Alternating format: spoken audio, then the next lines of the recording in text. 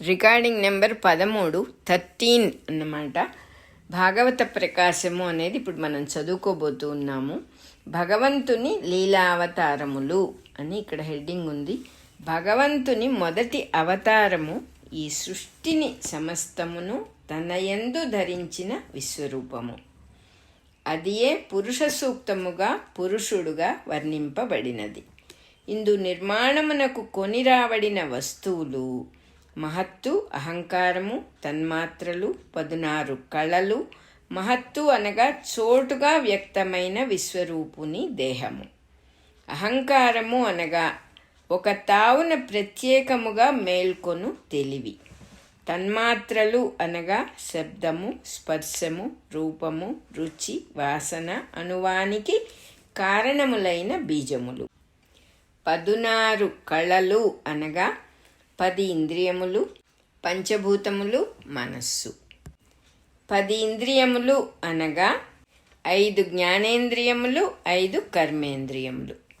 జ్ఞానేంద్రియములు అనగా చూచుట, వినుట, వాసన తెలియుట, రూపము తెలియుట, స్పర్శ తెలియుట అను శక్తులు. ఇవి మన యందు పనిచేయుచున్నను మనవి కావు, దేవతా స్వరూపములు. కర్మేంద్రియములు అనగా మాటాడుట, చేతులతో పనిచేయుట, కాళ్లతో గమనము చేయుట, ఆహారాదులు స్వీకరించుట, మలమూత్ర విసర్జనము అను శక్తులు. పంచభూతములు అనగా ఆకాశము, వాయువు, అగ్ని, ద్రవము, ఘనపదార్థము అను స్థితులకు అధిపతులు. మహత్తు వేరు, ఆకాశము వేరు. మహత్తు అనగా చోటు, ఆకాశం అనగా దాని యందలి ప్రకాశము లేక అస్తిత్వ ప్రజ్ఞ. ఇదియే ప్రసారము చెందినప్పుడు విద్యుత్తు, ప్రాణము అను శక్తులుగా వ్యక్తమగుచున్నది. ఈ అవతారము విశ్వరూపమునందు శ్రీహరి ప్రథమావతారము. ఇది పంచభూతముల వలన మనస్సునకు తోచును. మనస్సు అను తెరపై సృష్టిగా తోచును. ఈ మనస్సే జీవులలో పనిచేయునప్పుడు దానిచే ఈ అవతారము చూడబడును. కానీ ఈ అవతారమున భగవంతుడు అందలి తత్వముల కన్నా అతీతుడై రజస్తమస్సులు తాకని సత్వమున నిలిచి ఉండును. జీవుల యందు కనిపించు చేతులు, కాళ్ళు, తలలు, దేహములు ఈ అవతారమూర్తివే. ఇతనికి వేనవేలు వస్త్రములు, ఆకాశమందలి పొరలు, కిరీటములు, సూర్యగ్రహాదుల సమూహములు, హారములు, తారలు, కుండలములు, ఆకాశగోళములు, మున్నగు ఆభరణములు లెక్కలేనన్ని ఉన్నవి. ఇతడు పురుషరూపము ధరించి ఉండును. సృష్టించు శక్తి సాధనములు కలవాడు. సముద్ర మధ్యమున ఎప్పుడును యోగ నిద్రలో ఉండును. సముద్రము అనగా సృష్టి స్థితి లేని నిరాలంబమైన అనంతము. యోగనిద్ర అనగా తన యందు లోకములు మేల్కొనుచుండగా తాను వానిలో నిద్రించి ఉండుట. మేల్కొనిన జీవులు తమ అస్తిత్వమును గూర్చి తెలివి కలిగి ఉందురుగాని ఇతనిని గుర్తింపనప్పుడు వారి యందు ఇతడు నిద్రించి ఉండును. ఇది భగవానుని మొదటి అవతారము. మిగిలిన అవతారములన్నింటికీ మూలమిదే. దీనినే విరాట్ అనియు దివ్య రూపమనియు అందరు. విశ్వరూపమని భగవద్గీత చెప్పుచున్నది. దీనిని పరమ యోగీంద్రులు దర్శింతురు. ఈ అవతారమూర్తి నాభి కమలము నుండి బ్రహ్మ పుట్టెను. నాభి అనగా కేంద్రము, కమలమనగా వికసించు శీలము కలది. బ్రహ్మ వలన ఇతని అవయవ స్థానములుగా లోకములు కల్పింపబడును. నెంబర్ 1. మొదట ఇతడు కౌమారము అను వయస్సు సృష్టి చేసెను. అందు బ్రహ్మచర్యమును కల్పించి తపస్సు చేసెను. కౌమారమనగా యవ్వనమునకు ముందున్న వయస్సు. బ్రహ్మచర్యము అనగా బ్రహ్మయందు తన ప్రజ్ఞ చెరించుట. దీనిని అనుసరించియే ముముక్షువులు సాధన చేయుటకు కుర్రవయసున తపస్సు వేదాధ్యయనములతో పాటు బ్రహ్మచర్యము సాధించుట ఆవశ్యకమైనది. 2. లోకములు జన్మించుట కొరకు రసాతలమునందు లీనమై ఉన్న భూమిని అస్తిత్వమునకు ఉద్ధరించుటకు యజ్ఞస్వరూపుడైన వరాహావతారమును దాల్చెను. రసాతలమనగా ద్రవ్యమయము కాని స్థితిలో ఉన్న గ్రహముల గోళాకారము. యజ్ఞేశుడు అనగా యజ్ఞములకు అధిపతి. యజ్ఞమనగా ఫలితము కోరక చేయు పని. ఈ సృష్టి అంతయు భగవంతుని యందు జరుగు యజ్ఞము. 3. నారదుడు అను దేవర్షిగా రూపొంది కర్మబంధమును తొలగించుకొనుటకు జీవులకు విష్ణు తంత్రమును ప్రసాదించెను. తంత్రము అనగా అల్లిక. విష్ణువును భావించు విధమును ఊహలను దారములతో అల్లుకొనున్నట్లు చేయుట. భాగవత విద్యయే విష్ణుతంత్రము కనుకనే వ్యాసునకు భాగవతమును నారదుడు ఉపదేశించెను. 4.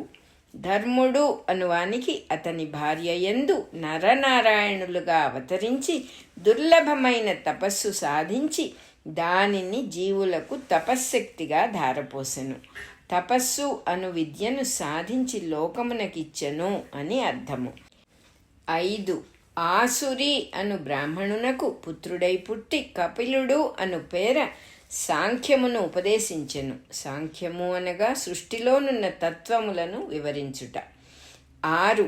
అనసూయాదేవికి అత్రి మహామునికి కుమారుడై పుట్టి దత్తాత్రేయుడు అను పేర ప్రహ్లాదునకు అలర్కునకు ఆత్మవిద్యను ఉపదేశించెను. ఆత్మవిద్య అనగా పరమాత్మకును జీవాత్మకును భేదము లేని అనుభవమును సాధించుట. దీనినే యోగాభ్యాసము అందురు. యోగము యొక్క మొదటి ఆవిర్భావమే దత్తాత్రేయుడుగా చెప్పబడినది. 7. రుచి అను వానికి ఆకూతి అను ఆమెయందు యజ్ఞుడుగా దిగివచ్చి యామములు మున్నగు దేవతలను సాధించి స్వయంభువ మన్వంతరమును సాధించెను. ఈ అవతారము నుండియే కాలము, మనువులు, మన్వంతరములు ప్రారంభమగును. ఇంతకు మున్ను 6 అవతారములను కాలము పుట్టక ముందు జరిగినవి. యామము అనగా 3 గంటల కాలము. 8 యామములు 1 దినము. ఇది గాయత్రీ ఛందస్సు యొక్క విశేషముగా జైమినీయ బ్రాహ్మణమున వివరింపబడినది. 8. నాభి అనువానికి మేరుదేవి అను తల్లి గర్భమున ఉరుక్రముడు అను అవతారముగా పుట్టి పరమహంస మార్గమును ఉపదేశించెను. పరమహంస అనగా ఉచ్ఛ్వాస నిశ్వాసములకు మూలమైన స్పందనము. ఇది ఉపదేశింపబడిన కాలము నుండియే లోకములు జీవులకు ఉచ్ఛ్వాస నిశ్వాసములు ప్రారంభమైనవి. ఉరుక్రముడు అనగా లావెక్కుచు ఆక్రమించువాడు అని అర్థము. 9. ఋషులు కోరగా పృథు చక్రవర్తిగా అవతరించి భూమిని గోవుగా చేసి సమస్త వస్తువులను పిండెను. భూగోళమునందు ఖనిజములు, వృక్షములు, పర్వతములు, రత్నములు మున్నగు వానిని మొదటగా సృష్టించెను. ఇంతకు ముందుగల 8 అవతారములను గ్రహములు గోళములుగా ఘనీభవించుటకు ముందు జరిగినవి. ఇటుపైన స్థూలములైన గోళములు అవతరించినవి. పృథు అనగా స్థూలము అని అర్థము. చక్రవర్తి అనగా చక్రాకార గమనమునందు వర్తింపచేయువాడు అని అర్థము. 10. చాక్షుషము అను మన్వంతరమున భూమి జలమయమైనది. అందు భగవంతుడు మహామత్స్య రూపమును ధరించి వైవస్వత మనువును నావపైకెక్కించి రక్షించెను. ఖనిజాదులు పుట్టిన వెనుక భూమియందు జలము వర్షించి మొత్తము జలముతో నిండినది. అప్పుడు నీటిలో నుండి మొదటి జీవియగు చేప పుట్టినది. దాని మనస్సుగా మనువు భద్రము చేయబడెను. 11. సముద్రమథనము జరిగినప్పుడు తాబేలు రూపము ధరించి మందర పర్వతమును వీపున నేర్పరి అయి నిలిపెను. నీటి నుండి భూమి డిప్పవలె తేలి కనిపించినది, గట్టిపడినది. 12. దేవతలు రాక్షసులు సముద్రమును మధించుచుండగా అమృత కలశము ధరించి ధన్వంతరి అవతరించెను. దేవతలు అసురులు అనగా జీవులను ఆశ్రయించు సద్గుణములు దుర్గుణములు. ధన్వంతరి అనగా దేహమును నిలువరించు ధర్మముల సృష్టి. అమృత కలశము అనగా ప్రాణములు నిలుపుటకు ఏర్పడిన హృదయము. 13. అమృతమథనము తర్వాత శ్రీహరి మోహిని రూపము ధరించి రాక్షసులను మోహింపజేసి దేవతలకు అమృతము పంచిపెట్టెను. అప్పటికి దేహములందు స్త్రీ పురుష భేదమావిర్భావమగుటయు మనస్సులయందు పరస్పర వ్యామోహమును ప్రారంభమయ్యెను. 14 నరసింహుని రూపమున స్తంభము నుండి ఉద్భవించి హిరణ్యకశిపుని చంపి ప్రహ్లాదుని రక్షించెను. తానే దేవుడని తక్కిన వారంగీకరింపవలెను అను సామాజికమైన అసురగుణమే హిరణ్యకశిపుడు. ఈ గుణమును బ్రద్దలు కొట్టిన వెనుక రక్షింపబడు ఆహ్లాదమే ప్రహ్లాదుడు. దానికి కావలసిన సంకల్పస్వరూపమగు శ్రద్ధయే నరునిలో ఉన్న సింహము. 15 వామనుడుగా అవతరించి బలిచక్రవర్తిని 3 పదములు యాచించి 3 లోకములు ఆక్రమించెను. ద్రవ్యమయము, శక్తిమయము, ప్రజ్ఞామయము అగు వ్యక్తి నిర్మాణమే 3 పదములు. అందలి జీవభావనమే బలి, దానిని ఆక్రమించు దైవభావమే వామనుడు.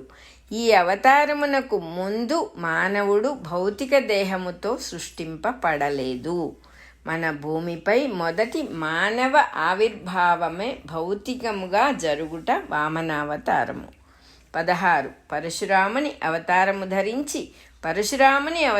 ధరించి బ్రాహ్మణ ద్రోహులైన పరిపాలకులను వెదకి 21 మారు భూప్రదక్షిణము చేసి వధించెను.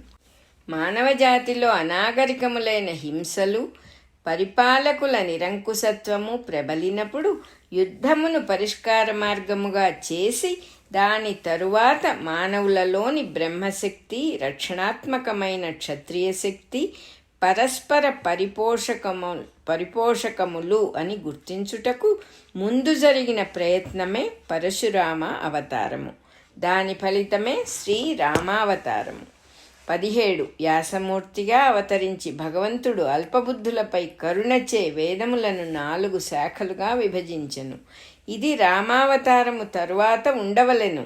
సంస్కృత మూలమున కూడా ఇట్లే వ్యత్యాసముగా ఉన్నది, కారణము తెలియదు. మొదటి ప్రతికి లేఖక ప్రమాదము వాటిల్లి ఉండవచ్చును. ద్వితీయ స్కంధమున రామావతారమే ముందు చెప్పబడినది. 18 దేవకార్యము కొరకు రాజుగా దిగివచ్చి రామావతారమున బహుపరాక్రమములు చూపెను. మానవజాతి పుట్టిన వెనుక ప్రభువు రాజధర్మము అనగా ఎట్టిదో లోకమునకు ఉదాహరణముగా దిగివచ్చిన అవతారము. 19, 20 బలరామకృష్ణులుగా అవతరించి లోకము యొక్క పాపభారమును తగ్గించెను. భారమును తగ్గించుట అనగా పూతన మొదలు భారత యుద్ధానంతరము వరకు చేసిన దుష్ట సంహారము. దీనివలన ధర్మ సంస్థాపనము ఉద్దేశింపబడినది.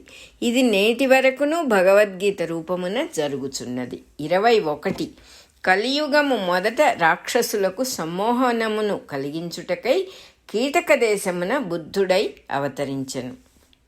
రాక్షసులను సమ్మోహన చేయుట అనగా కామక్రోధాదులను వానిచే ప్రేరేపింపబడిన దుష్టులను ప్రేమ మార్గమున ప్రభావము లేనివారిగా చేయుట.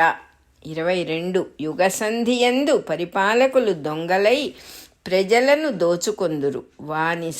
వారిని సంహరించుటకు కల్కి అను పేర విష్ణుయశుడు అను బ్రాహ్మణునకు పుత్రుడై శంబళ గ్రామమున జన్మింపగలడు. ఇట్లు భగవానుడు హరి అయి అనూహ్యములైన అవతారములను ఎత్తును. ఇంకనూ ధర్మమును స్థాపించు ప్రభువులు, ఋషులు, గురువులు, యోగులు కూడా వాని అవతారమూర్తులే. ఎప్పుడెప్పుడు జీవులకు రాక్షస బాధ పెరుగునో అప్పుడొక అవతారము వచ్చి రక్షించుచుండును. పై చెప్పిన అవతార కీర్తనమునందు చాలా రహస్యములు ఇమిడి ఉన్నవి. వానిని నిత్యము స్మరించిన వానికి సంసార బంధములు తొలగును. మన రికార్డింగ్ నెంబరు 13 అయిపోయింది.